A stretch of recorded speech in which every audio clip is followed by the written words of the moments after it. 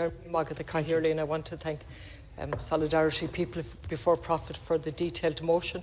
I would have difficulty with one issue in relation to the 6 months and the taking over of houses, but on a general level I support the motion. I do have a difficulty with that, which I think needs a lot more trashing out.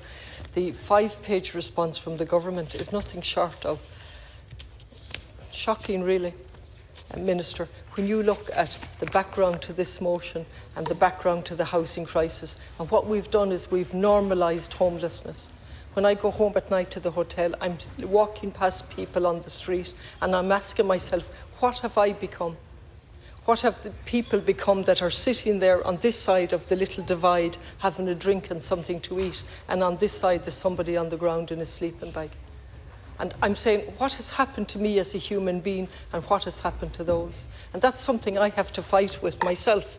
However, in relation to policy and government policy, I've had the privilege of being, or the torture of being a representative for a long time. And over that time, I have watched the results of government policy intensifying the housing crisis over and over. And we on this side of the House have repeatedly begged you and appealed to you to call it a crisis and begin to deal with that, and that hasn't happened. And so we're here today with a 5-page response from you that's not putting anything in context whatsoever. It's not dealing with the gracious motion, actually, from Solidarity and People Before Profit that notes the background to it, and it highlights the positiveness of the eviction legislation that's planned, although it came after sustained pressure. And when you see something like I'll just get the exact homeless figures, 10,805, including 3,220 children. You know, I've repeated ad nauseum, surely there's something wrong with our policy when that's the level of visible homelessness that we know about, not the hidden homelessness. And so you say, what is wrong with this? And I go back to my experience as a councillor, and we stopped building public housing well before the Ukrainian war. Well before the illegal invasion by Russia. We stopped building houses in 2009.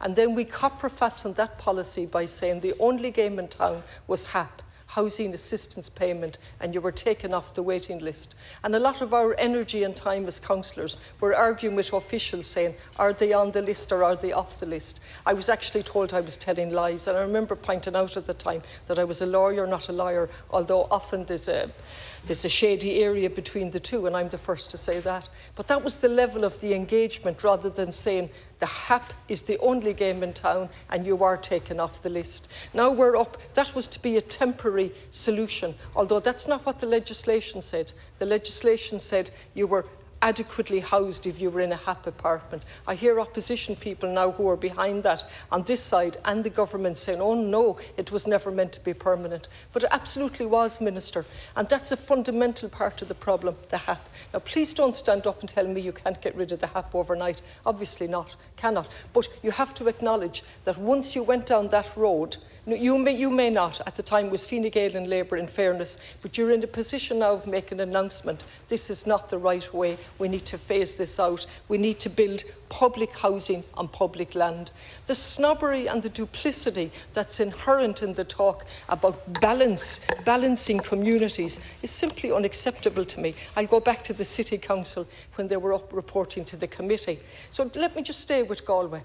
We have land in the docks run by a company on behalf of the people of Galway, entirely answerable to themselves, even though they're technically or theoretically owned by the City Council. They have public land.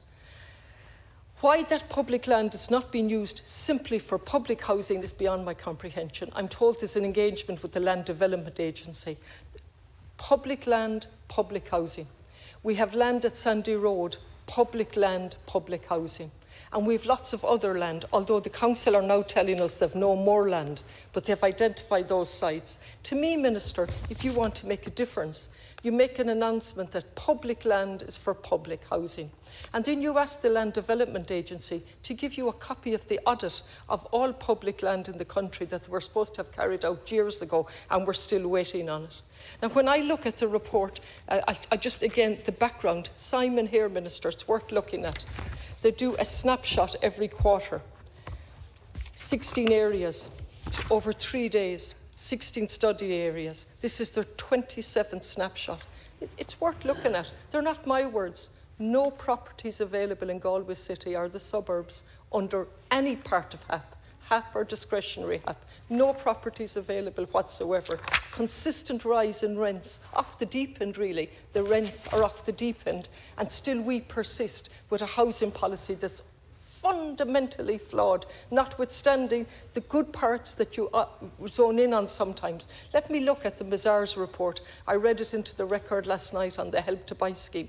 I only mention it again today because when the Minister Noonan was here, in his speech, he referred to this as a good. Here's Mazars on public money telling us, the scheme is poorly targeted with respect to incomes, location, house prices and socio-economic factors. As a result, it is socially regressive. It has considerable dead weight and it is poorly aligned with spatial strategy.